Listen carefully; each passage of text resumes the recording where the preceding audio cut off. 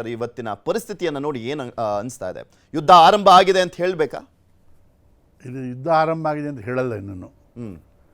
ಯುದ್ಧ ಆರಂಭ ಆದರೆ ಅದು ಫುಲ್ ಸ್ಕೇಲ್ ವಾರ್ ಆಗುತ್ತೆ. ಈಗ ನಡೀತಾ ಇರೋದು ನಾವು ಅವ್ರದ್ದು ಟೆರರಿಸ್ಟ್ನ ನಾವು ಡಿಸ್ಟ್ರಾಯ್ ಮಾಡಿದ್ವಿ.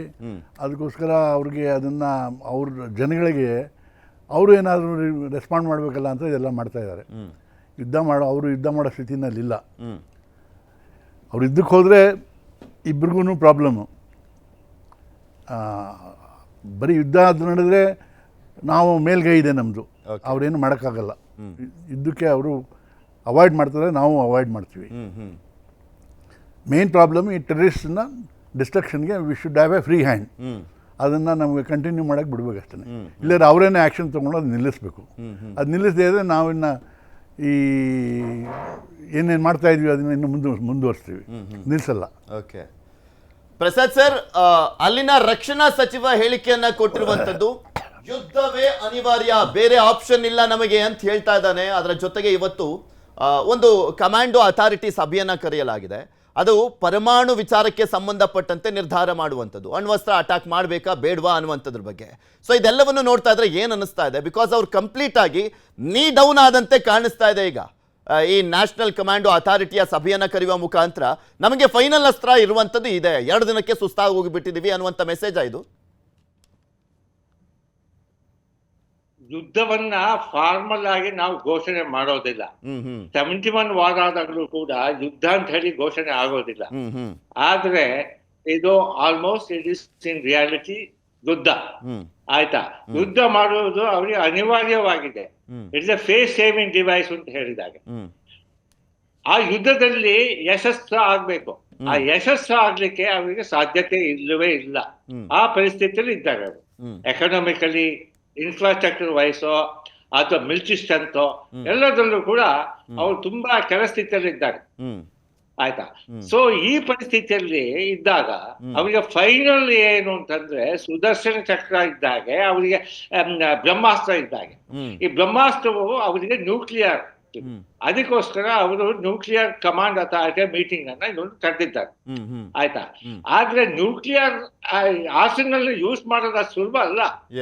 ಆಯ್ತಾ? ಅದು ಒಂದು ಬೆದರಿಕೆ ಕೊಡಬಹುದು. ಆ ಬೆದರಿಕೆಗೆ ನಾವು ಹಿಂಜರಿಯುವ ಜನ ಅಲ್ಲ. We have a counter measures to counter that.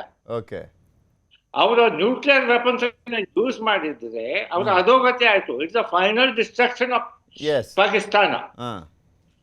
ಇದು ಆ ಸ್ಥಿತಿಯಲ್ಲಿ ಇದ್ದಾರೆ. They have not need down. ಈಗ ಪ್ರಾಸ್ಟ್ರೇಷನ್ ಆಗುವ ಸ್ಥಿತಿಯಲ್ಲಿ ಇದ್ದಾರೆ. ಸಾಷ್ಟಾಂಗ ನಮಸ್ಕಾರ ಮಾಡುವ ಸ್ಥಿತಿಗೆ ಅವ್ರು ಬರ್ತಾರೆ.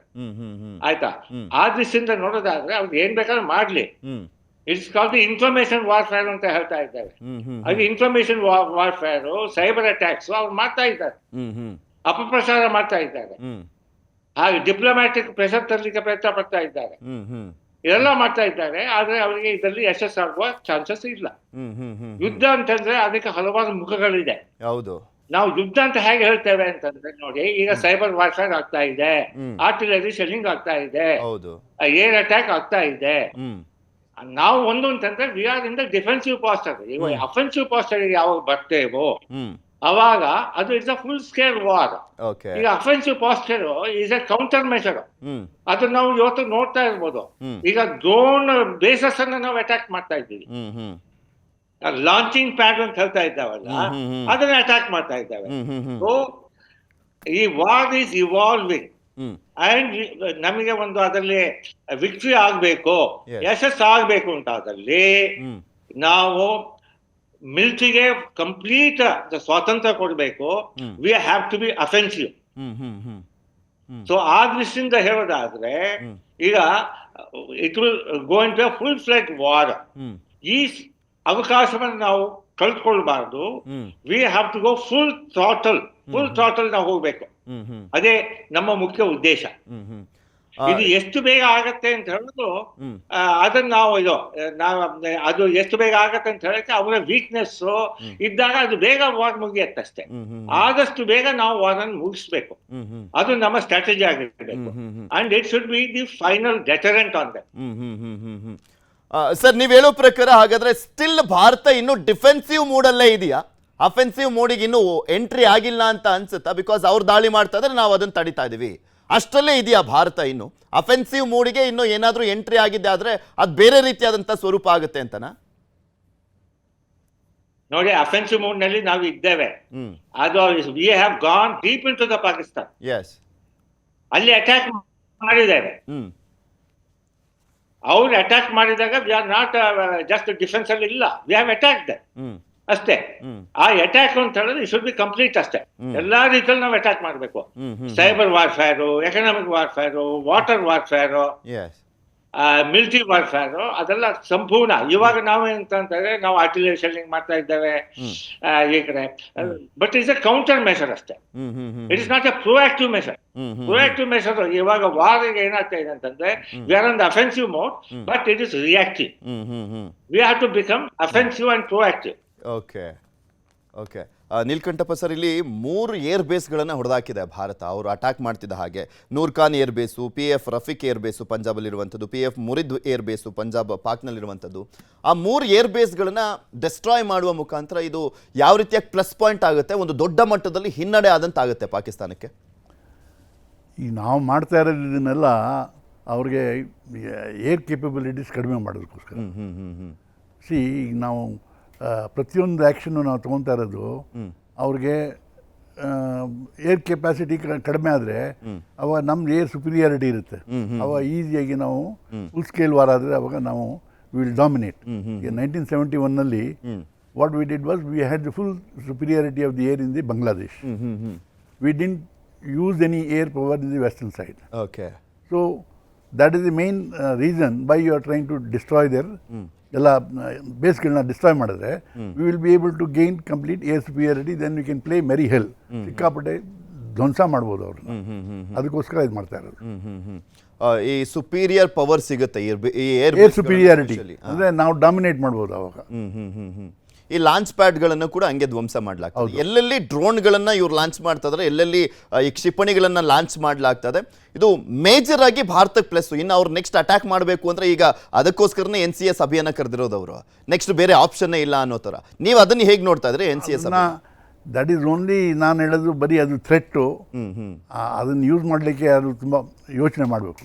ಯಾಕೆಂದರೆ ಅದನ್ನ ಮಾಡಿದ್ರೆ ಕಂಪ್ಲೀಟ್ ಪಾಕಿಸ್ತಾನ ಡಿಸ್ಟ್ರಾಯ್ ಆಗಿದೆ ಅಂತ ಅವ್ರಿಗೂ ಗೊತ್ತು. ಯಾಕೆಂದರೆ ಅವ್ರು ಒಂದ್ಸತಿ ನ್ಯೂಕ್ಲಿಯರ್ ಬಾಂಬ್ ಅಲ್ಲಿಂದ ಫೈರ್ ಮಾಡಿದ್ರೆ ಇಲ್ಲಿ ನಮ್ಮ ಕಡೆಯಿಂದನೂ we can react back. That will be the end of Pakistan. ಅದಕ್ಕೋಸ್ಕರ ಇದು ಓನ್ಲಿ ಥ್ರೆಟ್ನಿಂಗ್ ಮಾಡ್ತಾ ಇದ್ದಾರೆ ಅಂತ ಅನಿಸುತ್ತೆ ನನಗೆ. ಅಟಲ್ ಬಿಹಾರಿ ವಾಜಪೇಯಿ ಅವರು ಒಂದು ಮಾತನ್ನು ಹೇಳಿದರು. ಅವರು ಈ ಥರ ನ್ಯೂಕ್ಲಿಯರ್ ಬಾಂಬ್ ಏನು ಬೆದರಿಕೆ ಆಗ್ತಾ ಇದ್ರೆ, ಅವ್ರು ಏನಾದರೂ ಮ್ಯಾಕ್ಸಿಮಮ್ ನಮ್ಮ ನ್ಯೂಕ್ಲಿಯರ್ ಬಾಂಬ್ ಹಾಕಿದ್ದೆ ಆದರೆ 1-2 ನಗರ ಹೋಗ್ಬೋದು. ಅವ್ರು ಬೆಳಗ್ಗೆ ಎದ್ದು ನೋಡಿದ್ರೆ ಅವ್ರ ದೇಶನೇ ಇರೋದಿಲ್ಲ. ಯೋಚಿಸ್ಬೇಕಾಗತ್ತೆ, ಸುಮ್ಮನೆ ಮಾತನಾಡೋದಲ್ಲ ಇದ್ರ ಬಗ್ಗೆ ಅಂತ. ಅದ್ರ ಬಗ್ಗೆ ನಿಮ್ಗೆ ಚೆನ್ನಾಗಿ ಗೊತ್ತಿರುತ್ತೆ. ಅವ್ರಿಗೆ ಆಪ್ಷನ್ ಇಲ್ಲ. ಇವಾಗ ಸುಮ್ಮನೆ ಇದೆಲ್ಲ ಬೆದರಿಕೆ ಆಗ್ತಾರೆ ಹೊರತು ಆ್ಯಕ್ಚುಲಾಗಿ ಯುದ್ಧಕ್ಕೆ ಹೋದರೆ ಡೆಫಿನೆಟ್ಟಾಗಿ ಅವರು ನಮ್ಮ ಯಾತಕ್ಕೆ ಯುದ್ಧ ಮಾಡ್ತಾ ಇಲ್ಲ. ಅವರು 1971 ಆದಮೇಲೆ ಅವ್ರಿಗೆ ಅವ್ರಿಗೆ ಅರ್ಥ ಆಗಿದೆ ಇಂಡಿಯಾ ಮೇಲೆ ಯುದ್ಧ ಮಾಡಿ ಗೆಲ್ಲಕ್ಕೆ ಆಗಲ್ಲ. ಅದಕ್ಕೋಸ್ಕರ ಈ ಸ್ಲೋ ಬ್ಲೀಡಿಂಗು ಏನೋ ಈ ಟೆರರಿಸ್ಟ್ ಯೂಸ್ ಮಾಡಿ that is way they can only take, they are trying to take revenge. Open large scale war ಮಾಡಲಿಕ್ಕೆ ಅವ್ರ ಕೈನಲ್ಲಿ ಆಗಲ್ಲ, ಅದನ್ನ ಗೆಲ್ಲಲಿಕ್ಕೂ ಆಗಲ್ಲ. ಓಕೆ ಪ್ರಸಾದ್ ಸರ್, ಇಲ್ಲಿ ಯಾವುದೇ ಸೇನೆಯನ್ನಾಗಲಿ ನಾವು ಅಂಡರ್ ಎಸ್ಟಿಮೇಟ್ ಮಾಡ್ಲಿಕ್ಕೆ ಆಗೋದಿಲ್ಲ ಅವರ ಕೆಪಾಸಿಟಿ ಕೇಪಬಿಲಿಟಿಯನ್ನು. ಈಗ ಪಾಕಿಸ್ತಾನ 6 ಲಕ್ಷ ಸೈನಿಕರಿರ್ಬೋದು, ಆದರೆ ಪ್ರಮುಖವಾಗಿ ಅವರು ಕೂಡ ಅಟ್ಯಾಕ್ ಮಾಡುವಂಥ ಒಂದು ಹಂತದಲ್ಲಿ ಶಕ್ತಿಯನ್ನು ಹೊಂದಿದ್ದಾರೆ. ಬಟ್ ಇವಾಗ ಇರುವಂಥ ಪ್ರಶ್ನೆ ಅಂದರೆ ಅವರಿಗೆ ಎಕ್ಸಿಸ್ಟೆನ್ಸ್, ಸರ್ವೈವಲೆನ್ಸ್ ವಿಚಾರದ ಬಗ್ಗೆ ಪ್ರಶ್ನೆಗಳು ಬಂದೇ ಬರ್ತವೆ. ಆ ಕಾರಣಕ್ಕೋಸ್ಕರ ನಮ್ಮ ಹತ್ರ ಏನು ಬಲ ಇಲ್ಲ ಅಂದರೂ ಕೂಡ ನಾವು ಶಕ್ತಿ ಕುಂದಿಲ್ಲ ಅನ್ನುವಂಥ ಮೆಸೇಜನ್ನು ಪಾಸ್ ಮಾಡಬೇಕಾಗಿದೆ. ಆ ಕಾರಣಕ್ಕೋಸ್ಕರ ಈ ಅಟ್ಯಾಕ್ ಮಾಡ್ತಾ ಇದ್ದಾರಾ?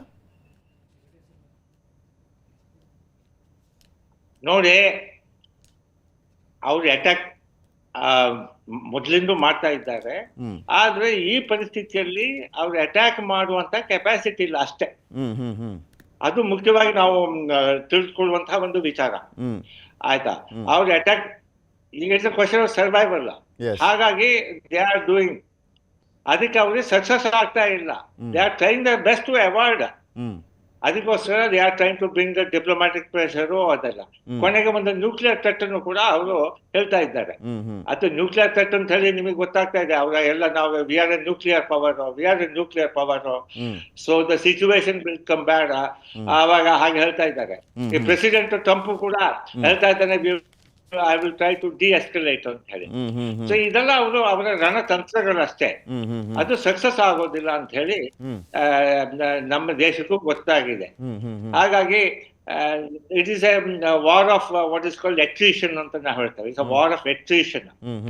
They are going to be destroyed. There is no doubt about that. ಇವಾಗಾದ್ರೂ ಅವರಿಗೆ ಬುದ್ಧಿ ಬರಬೇಕು.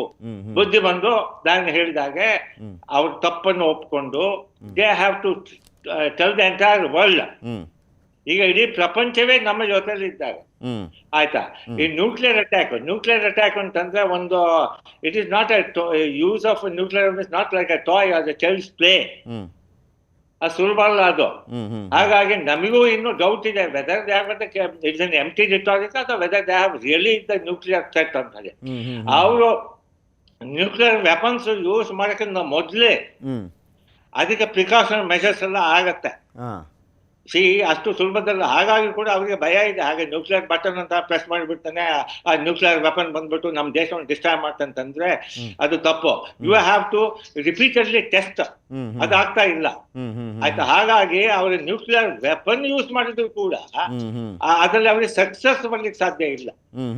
ಈ ಅಟಲ್ ಬಿಹಾರಿ ವಾಜಪೇಯಿ ಮತ್ತೆ ಹಿಂದಿನ ನಮ್ಮ ಒಂದು ರಾಜಕೀಯದಲ್ಲಿ ಫೈನಲ್ ದೇಶ್ to tell us go for peace, nuclear threat ಇದೆ ಅಂತ ಹೇಳಿ ಹೇಳ್ತಾ ಇದ್ರು. ಆ ಸ್ಥಿತಿ ಇಲ್ಲ. ಇವಾಗ ನಮ್ಮ ಮೋದಿ ಸರ್ಕಾರ ಬಂದ ಮೇಲೆ India has become strong in every aspect of warfare.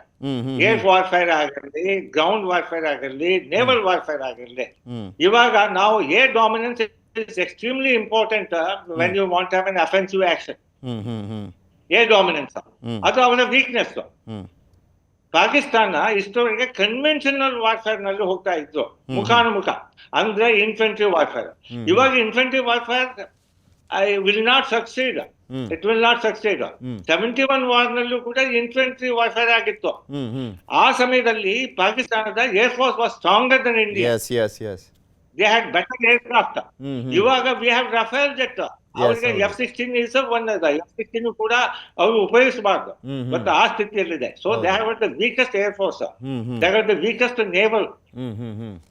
So ಮತ್ತೆ ಅವರ ಏರ್ ಡಿಫೆನ್ಸ್ ಸಿಸ್ಟಮ್ ಅಂತ is one of the best.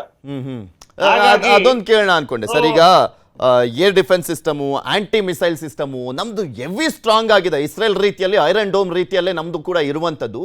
So ಹೀಗಾಗಿ ನಾವ್ ಏನು ಮಾಡ್ಲಿಕ್ಕೆ ಆಗ್ತಾ ಇಲ್ಲ ಏರ್ ಫೋರ್ಸ್ ನ ಮುಖಾಂತರ ಅವ್ರನ್ನ ಏರ್ ಡಿಫೆನ್ಸ್ ಕಂಪ್ಲೀಟ್ ಆಗಿ ಸ್ಟ್ರಾಂಗ್ ಆಗಿರುವಂತ ಕಾರಣಕ್ಕೋಸ್ಕರ. ಸೊ ನಮ್ಗೆ ಫೈನಲ್ ಆಪ್ಷನ್ ಇದೊಂದು ಸಂದೇಶ ಕೊಟ್ಬಿಡೋಣ, ಹಂಗಾದ್ರೂ ಸೈಲೆಂಟ್ ಆಗ್ತಾರೆ ಭಾರತದವರು ಅನ್ನುವಂತ ಉದ್ದೇಶನ ಇಲ್ಲಿ. ನೋಡಿ, ಅವ್ರಿಗೆ ಕಠಿಣ ಪರಿಸ್ಥಿತಿಯಲ್ಲಿ ಇದ್ದಾರೆ. They are in catch 20 situation ಅಲ್ಲಿ ಇದ್ದಾರೆ. ಯುದ್ಧ ಮಾಡೋದಿದ್ರೆ ಅವ್ರ ದೇಶವೇ ಅವರನ್ನ ಕಂಡೆಮ್ ಮಾಡುತ್ತೆ, ಅವ್ರ ಜನ. ಪಾರ್ಲಿಮೆಂಟ್ ಅಲ್ಲಿ ನೀವು ಗೊತ್ತಿರ್ಬೋದು, ನೀವು ಹೇಳಿಗಳು ಆಯ್ತಾ, ನೀವು ಯುದ್ಧ ಮಾಡೋ ಕೆಪಾಸಿಟಿ ಇಲ್ಲ. ಆ ಶಹಬಾಜ್ ಶರೀಫ್ ಅನ್ನ ಅವ್ರು ಕಂಡೆಮ್ ಮಾಡಿದ್ದಾರೆ. ಆಯ್ತಾ? They lac leadership, they lac abilities. ಒಂದು ಮೂರ್ಖರು ಅಂತ ಹೇಳ್ತೇವಲ್ಲ, ಆ ಸ್ಥಿತಿಯಲ್ಲಿ ಇದ್ದಾರೆ ಪಾಕಿಸ್ತಾನ. ಆಯ್ತಾ? ಒಂದು ಮೂರ್ಖರು, ಇನ್ನೊಂದು ಏನು ಅಂತಂದ್ರೆ ಕಠೋರಿಗಳು, ಟೆರರಿಸ್ಟ್. ಈ ಪರಿಸ್ಥಿತಿಯಲ್ಲಿ they are in catch 20 situation. So ಹಾಗಾಗಿ ಯುದ್ಧ ಮಾಡಲೇಬೇಕಾಗತ್ತೆ ಅವರಿಗೆ. ಆದ್ರೆ ಯುದ್ಧದಲ್ಲಿ ಗೊತ್ತಾಗಿದೆ ಏನು ಅಂತಂದ್ರೆ ದೇ ಆರ್ ಲೂಸಿಂಗ್ ಆಯ್ತು, they are going to perish ಅಷ್ಟೇ. ಅವ್ರಿಗೆ ಬುದ್ಧಿವಂತಿಗೆ ಇದ್ರೆ ಪಬ್ಲಿಕ್ ಒಪಿನಿಯನ್ ತಗೊಳ್ಬೇಕು. And they have to accept that they have done a mistake, they will never do it. And they have to change that policy. Jihad approach ಇಂದ ಅವರಿಗೆ ಯಶಸ್ಸಾಗ್ಲಿ ಸಾಧ್ಯವೇ ಇಲ್ಲ. India is superior in every aspect. Made in India, make in India. ನಮ್ಮ ಕ್ಷಿಪಣಿಗಳು 100% success. ಇವಾಗ Israel Hamas ದಾಳಿಯಲ್ಲಿ ಅವರ success is around 90 to 97%. ನಮ್ಮ missile attack success is almost 100%. 24 missile ಅನ್ನು ಯೂಸ್ ಮಾಡಿದ್ರು, 9 ಟೆರರಿಸ್ಟ್ ಬೇಸ್ ಕ್ಯಾಂಪ್ಸ್ ಅನ್ನ they destroyed it beyond imagination. ಹೌದು ಹೌದು. ಬಾಲಾಕೋಟ್ ಅಟ್ಯಾಕ್ ನೀವು ನೋಡಿರ್ಬೋದು. ಹ್ಮ್ ಸೊ ದ್ಯಾಟ್ ಒಂದು ಅಟ್ಯಾಕ್ ಅಲ್ಲಿ 300 ಜನ ಸತ್ತೋದ್ರು. So we are very specific, we hit hard, we hit effectively, we have the strength ಅಂತ ಹೇಳ್ತೇವೆ. So we have the strength, we have the capacity, we have the secrecy, and we know where to act, when to act. ನಮ್ಮ approach ಅಂತಂದ್ರೆ first step of the warfare is ಒಂದು radical treatment ಅಂತ ಹೇಳ್ತಾರೆ. Radical ಅಂತಂದ್ರೆ ಅವರನ್ನ first you bring them down to the knees. Okay. ಅಲ್ಲಿಂದ ಜಡದಿಂದ ಅದನ್ನು ಸಂಹಾರ ಮಾಡಬೇಕು. So we are in the first stage of warfare, radical treatment. Radical treatment ಆದ್ಮೇಲೆ ನೆಕ್ಸ್ಟ್ ಸ್ಟೇಜ್ ಅಂತಂದ್ರೆ ಜಡದಿಂದ ಸಂಹಾರ ಮಾಡಬೇಕು ಅಂತಂದ್ರೆ it's a long drawn process. So ಇದೊಂಥರ ಅಲ್ಲ, ಇದೊಂಥರ ಸ್ಟಿಲ್ ಭಾರತಕ್ಕೆ ಒಂಥರ ವಾರ್ಮ್ ಅಪ್ ಮ್ಯಾಚ್ ತರ ಆಗ್ತಾ ಇದೆಯಾ? ವಾರ್ಮ್ ಅಪ್ ಮ್ಯಾಚ್ ಅಂತ ಹೇಳ್ತಾ ಇದ್ದಾರೆ. ನಾವು ಮೊದ್ಲಿಂದ ನಮ್ಮ ಗಡಿ ಪರಿಸ್ಥಿತಿ ನೀವು ಹೋದಾಗ ನಿಮ್ಗೆ ಗೊತ್ತಾಗತ್ತೆ. Daily it is a warfare there. 1948ರಿಂದ 2025ರವರೆಗೆ ಡೈಲಿ ಶೆಲ್ಲಿಂಗ್ ಆಗ್ತಾ ಇದೆ. ಟೆರರಿಸ್ಟ್ಗಳು ಬರ್ತಾ ಇದ್ದಾರೆ. ನನಗೆ ಅದು ಗೊತ್ತಾಗ್ತಾ ಇಲ್ಲ. ನಾನು ಕಾರ್ಗಿಲ್ ನಲ್ಲಿ ಸೇವೆ ಮಾಡ್ತಾ ಇದ್ದೆ. ಆ ಸಮಯದಲ್ಲಿ ನನಗೆ ಅನುಭವ ಇದೆ.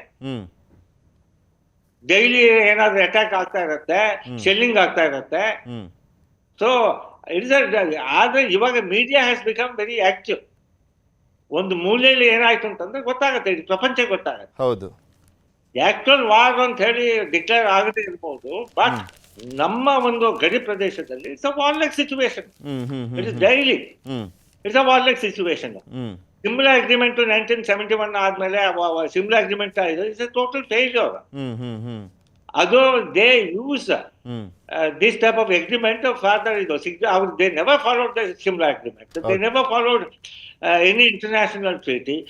UN ಮಿಷನ್ ಹೇಳಿದ್ದಾರೆ ಯಾವ್ದು ಟೆರರಿಸ್ಟ್ ಗಳಿದ್ದಾರೆ, they have not handed over the terrorist to the UN. Okay okay. So therefore absolutely ನೀವು ಅವರ funeral procession ಅಲ್ಲಿ ನೋಡಿದ್ದಾರೆ. the army top boss was there in the burial of this terrorist. So Pakistan ನಾವು ಏನ್ ಹೇಳ್ಬೇಕು, ಪಾಕಿಸ್ತಾನ ಅಲ್ಲ ಟೆರರಿಸ್ತಾನ್ ಅಂತ ನಾವು ಹೇಳ್ಬೇಕಷ್ಟೇ. ಎಸ್ ಹೌದು. ಓಕೆ.